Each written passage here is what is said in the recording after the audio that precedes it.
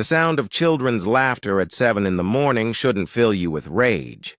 But for Michael Torres, a 42-year-old software architect who'd spent 6 months and $48,000 building his dream saltwater pool, that sound meant only one thing.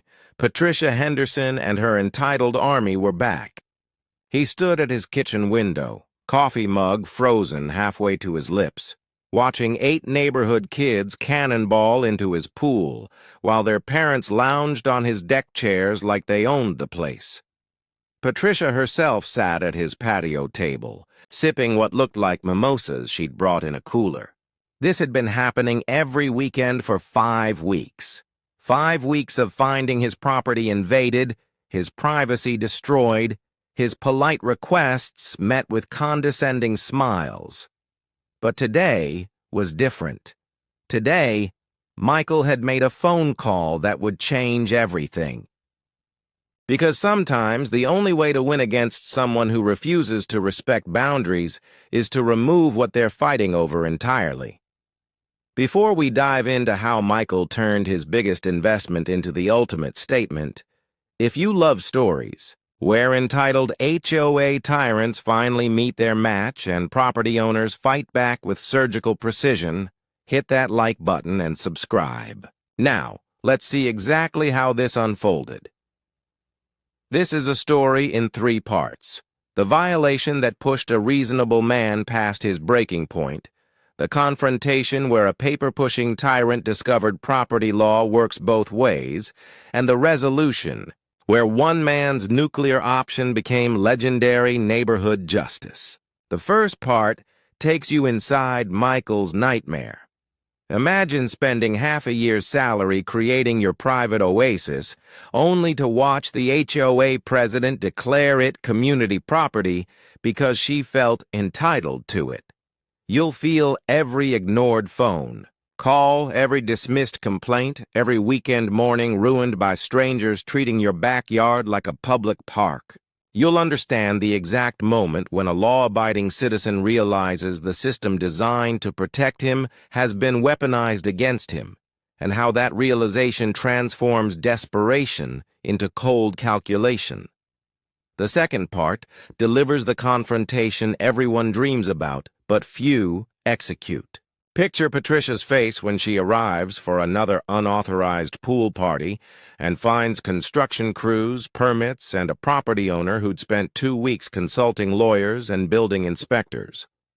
Watch as her threats crumble against actual legal documents, as her authority evaporates when challenged by someone who'd done the homework, as her entitled worldview collides with the reality that not everyone fears an HOA board. The third part shows justice being literally cemented into place. You'll witness the fallout when a neighborhood tyrant loses the trophy she never owned, when her political allies abandon her, when her attempt to punish defiance backfires spectacularly. And you'll see how one man's extreme solution became a permanent reminder that property rights aren't suggestions. Michael Torres had purchased the corner lot property at 847 Pinecrest Drive 3 years ago, specifically because the HOA covenants were minimal, and the backyard offered complete privacy with mature oak trees on 3 sides. As a software architect who worked from home and valued his solitude, he'd researched the Meadowbrook Hills HOA extensively before buying. The covenants restricted fence heights, paint colors, and lawn maintenance, but said nothing about pools. He'd verified this with 2 lawyers before breaking ground. The saltwater infinity pool with integrated spa had been his dream for 20 years, and at 42, finally divorced and financially stable, he'd made it happen. The construction took 6 months, cost $48,000, and resulted in a stunning aquamarine oasis that made his property the envy of the neighborhood. The first incident happened on Memorial Day weekend, just 3 weeks after the pool's completion. Michael had been inside working on a client deadline when he heard splashing. He'd walked outside to find Patricia Henderson, the HOA president. who lived 4 houses down, standing in his pool with 2 of her grandchildren. She was a 63-year-old retired real estate agent with helmet-like blonde hair and the kind of entitled confidence that comes from 20 years of telling people what to do. "Oh, Michael," she'd called out cheerfully, as if she'd been invited. "We were walking by and the kids were just dying to try your gorgeous pool. You don't mind, do you?" She hadn't waited for an answer, just laughed and continued supervising the children. Michael, caught off guard and conditioned by a lifetime of Midwestern politeness, had stammered something about maybe calling first next time. Patricia had smiled, patted his arm, and said, "Of course, dear. So neighborly of you to share." 3 days later, on a Saturday morning at 8 a.m., Michael woke to the sound of a dozen voices in his backyard. He'd rushed out in his bathrobe to find what looked like a children's birthday party in full swing around his pool. Patricia was there again, along with parents he didn't recognize, setting up a folding table with juice boxes and snacks on his deck. His polite confusion turned to anger. "Patricia, what is this? You can't just use my pool without permission." She'd looked at him with theatrical surprise. "Oh, but Michael, we discussed this on Monday. You said the neighborhood could use the pool, don't you remember?" He definitely hadn't said that. But 6 other adults were staring at him now, and one mother was actually scowling as if he were being unreasonable. "I said maybe call first. This is my private property." Patricia had stepped close, lowering her voice to a tone that dripped condescension. "Michael, we have a community spirit here in Meadowbrook Hills. Surely you're not going to be difficult about a pool you can't even use every day. Think how happy you're making these children." The third incident, 2 weeks later, was the breaking point. Michael had been on a video call with his largest client when the noise began. Shouts, splashing, music from a portable speaker, the works. He'd muted his mic and looked out to see at least 20 people in and around his pool. Not just kids this time, but teenagers doing tricks off his diving board, adults floating on rafts he'd never seen before, someone grilling on a portable barbecue on his grass. Patricia sat in his lounge chair like a queen holding court. The video call forgotten, Michael had stormed outside. "Everyone out, now! This is private property and you're all trespassing." The crowd had gone silent. Patricia stood slowly, her face transforming from friendly to ice-cold.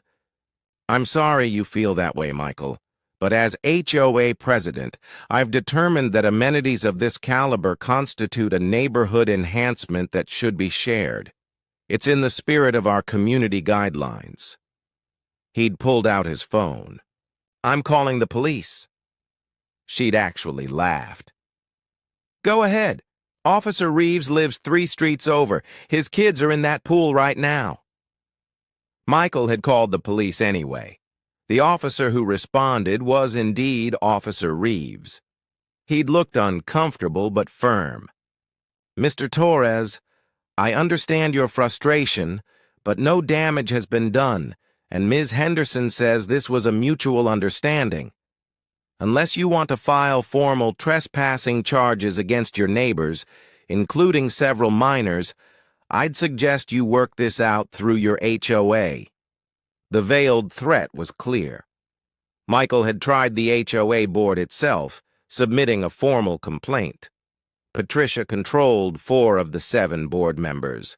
His complaint was reviewed and dismissed due to lack of community consensus on privacy versus collective benefit. Michael spent 3 sleepless nights researching property law, HOA regulations, and zoning ordinances. He discovered that while the HOA could regulate what he built, they had 0 authority to declare his private property available for public use. He also discovered that filling in a pool required only a standard building permit, which was his right as a property owner, and he learned that attempting to block a legal property modification could constitute HOA overreach, actionable in civil court. Patricia Henderson had spent 20 years wielding her tiny authority like a weapon. She was about to learn that paper crowns don't stop. The construction crew arrived at 6:30 on a Saturday morning, which was not a coincidence. Michael had scheduled it for the exact time Patricia usually began her weekend neighborhood pool gathering preparations. The rumble of the cement mixer truck turning onto Pinecrest Drive woke half the street. Michael stood in his driveway, coffee in hand, watching the workers unload equipment with the satisfaction of a chess player announcing checkmate. His phone buzzed at 6:43. Patricia. He let it go to voicemail. It buzzed again, and again. At 7:15, she appeared in person, marching across his front lawn in a velour tracksuit and fury. "What do you think you're doing?" Her voice carried the shrill edge of someone unaccustomed to being ignored. Michael turned slowly, savoring the moment he'd been anticipating all week. "Good morning, Patricia. I'm filling in my pool." The color drained from her face, then returned as crimson rage. "You absolutely will not. I'm issuing an immediate stop work order as HOA president." Michael pulled a folded document from his pocket. "This is my building permit approved by the county 3 days ago. As you can see, it's signed by the zoning commissioner. Filling in a pool on private property requires no HOA approval." She snatched the paper, scanning it desperately for some flaw. "This is retaliation. This is destruction of neighborhood property value. I'll have you fined. I'll have you sued. I'll have you removed from this neighborhood." Michael's voice dropped to a register she'd never heard from him. The tone of a man who'd done his homework and knew exactly how much ammunition he held. "Let's talk about property, Patricia, because I have some information you might find interesting." He pulled out his phone, opening a folder of screenshots and documents. Patricia Ann Henderson, 63 years old, president of Meadowbrook, Hills HOA for 14 years, former real estate agent whose license was suspended in 2019 for misrepresenting property easements. That's public record, by the way. Did you know I'm a software architect? I'm very good at research. The smugness drained from her expression. "What does that have to do with anything?" "Everything. Because when you declared my pool neighborhood property, you committed actionable harassment. When you brought 20 people onto my land without permission, you facilitated criminal trespass. When you used your HOA position to dismiss my complaint, you violated your fiduciary duty to enforce rules equally. I have security camera footage of every incident, time-stamped and backed up on 3 separate servers. I have recordings of you telling other residents they're welcome to use my pool whenever they want. I have text messages from board members admitting you pressured them to vote against my complaint." Patricia's mouth opened and closed. "I was being neighborly, creating community. You were trespassing and encouraging others to trespass because you're entitled and used to getting your way. But here's what's going to happen next, Patricia, and I want you to listen very carefully." Michael stepped closer, his voice deadly calm. "Option 1. You continue down this path. I file charges for harassment and coordinate with the 17 other homeowners I've spoken with this week who have complaints about your abuse of authority. Yes, 17, Patricia. Turns out I'm not the only one who's been afraid to stand up to you. We file for your removal from the board, and I personally sue you in civil court for property damage and emotional distress. My lawyer is very enthusiastic about this case." Patricia's hands were shaking now. "You can't prove any of that." Michael smiled. "I can prove all of it. I have documentation of every conversation. But here's option 2.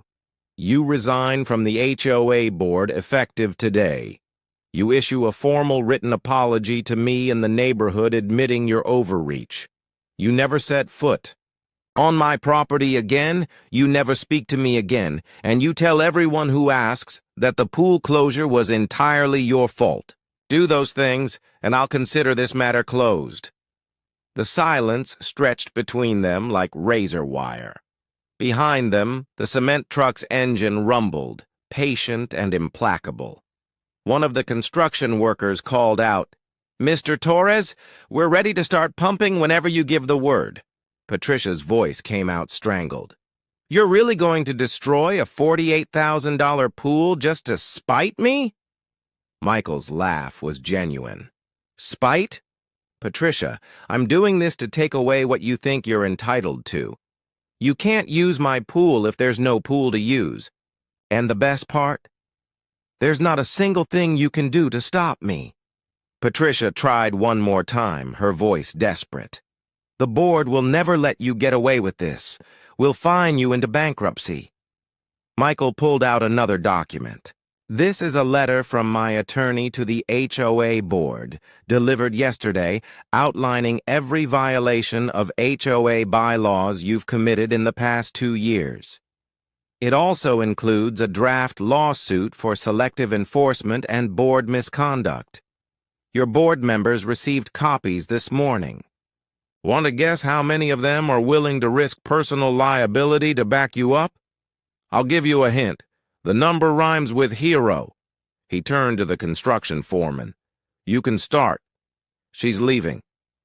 Patricia Henderson stood frozen for another moment, watching as workers began draining the last water from the pool. Then, without another word, she turned and walked back to her house. Michael watched her go, then smiled for the first time in 6 weeks. The sound of his phone buzzing started almost immediately. 3 board members resigning, 2 apologizing. Officer Reeves asking if they could talk. Michael ignored them all. He had a pool to fill. The cement pour took 6 hours. Michael had paid extra for the crew to work through the entire Saturday, and by 4 in the afternoon, his backyard contained nothing but a smooth gray expanse where crystalline water had once sparkled. Neighbors gathered at the edges of his property throughout the day, some curious, most supportive, a few clearly furious.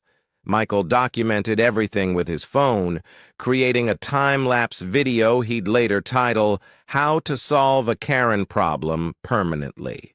The video would go viral within 48 hours, racking up 3 million views and turning his story into a case study in property rights defense. But that afternoon, he simply watched as workers smoothed the final section of cement, erasing the last trace of Patricia's entitlement. The complications began on Sunday morning. Patricia's husband, Gerald, a quiet accountant who'd always seemed vaguely embarrassed by his wife, appeared at Michael's door at 8 a.m.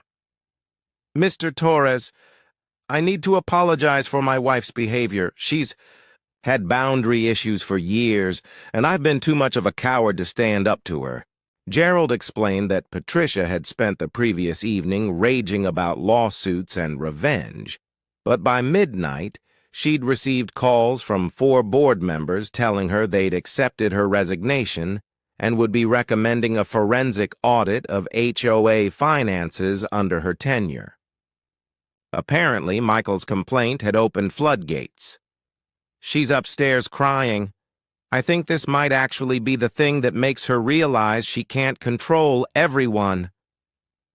Michael felt an unexpected pang of something almost like pity. Almost. "Gerald, I appreciate you coming by, but your wife made my life hell because she thought she could. The cement stays." The twist came Monday afternoon. Michael received a certified letter from the HOA's lawyer informing him that the board was filing an emergency injunction to force him to restore the pool, claiming it violated neighborhood aesthetic standards. Michael called his attorney, who laughed out loud. "They're desperate. Let them file. We'll counterclaim for legal harassment." The injunction hearing happened Friday. Michael showed up with his lawyer, security footage compiled into a 15-minute presentation, and testimonies from 12 neighbors about Patricia's pattern of abuse. The judge took 20 minutes to dismiss the HOA's claim and issue a formal warning about frivolous lawsuits. Patricia wasn't present. She'd apparently checked herself into a wellness resort in Arizona, claiming stress-related health problems. By the end of June, the fallout was complete. The HOA elected an entirely new board, with Michael appointed as temporary advisor to help rewrite the bylaws. Officer Reeves transferred to a different precinct after multiple neighbors filed complaints about his selective enforcement. 5 families who'd been Patricia's primary allies quietly listed their homes for sale, and the cement in Michael's backyard had cured into a permanent, level surface that he converted into an outdoor entertainment space with a fire pit, built-in seating, and a projector screen for movie nights. The space could accommodate 40 people. He held exactly one event there, a neighborhood barbecue to celebrate the new HOA board, to which he specifically did not invite Patricia Henderson. Michael stood in his backyard on a humid July evening, beer in hand, listening to the genuine laughter of neighbors he'd actually invited. The cement beneath his feet was solid, permanent, and entirely his choice. His phone buzzed with another interview request from a property rights blog. He'd done 3 already, each one emphasizing the same message. Sometimes the only way to win against people who refuse to respect boundaries is to remove what they think they're entitled to. A few people had called him petty. Most called him a hero. Michael didn't particularly care either way. He'd learned something valuable in those weeks of harassment and planning. Justice doesn't always come from polite conversations or formal complaints. Sometimes it comes from a man standing in his own backyard, watching cement trucks roll up at dawn, exercising his absolute legal right to modify his property in any way he saw fit. Patricia Henderson had spent 14 years believing her position made her untouchable. Michael had spent $48,000 building a pool, and he'd spent $4,000 more filling it in. Best $8,000 he'd ever invested in proving a point. As he sat down by his new fire pit, surrounded by people who actually respected property lines, Michael Torres smiled. Because justice, whether served by judges or cement mixers, was equally satisfying when you were the one holding the permits. Across the country in Portland, Oregon, former corporate lawyer Amanda Chen was examining the fine print of a noise complaint citation when her neighbor's teenage son spray-painted "Karen's Live Here" across her garage door. The kid's mother, president of their condo association, stood on the sidewalk recording it on her phone, laughing. Amanda, who'd spent 15 years dismantling fraudulent contracts and had recently retired at 49 with enough money to never work again, set down the citation and picked up her phone. "I want to make sure I have this recorded too," she said quietly, zooming in on both faces. "For the lawsuit, and the criminal charges, and the licensing board complaint I'm filing against your mother for about 17 HOA violations I've documented." The laughter stopped. "But that's a story for another time,"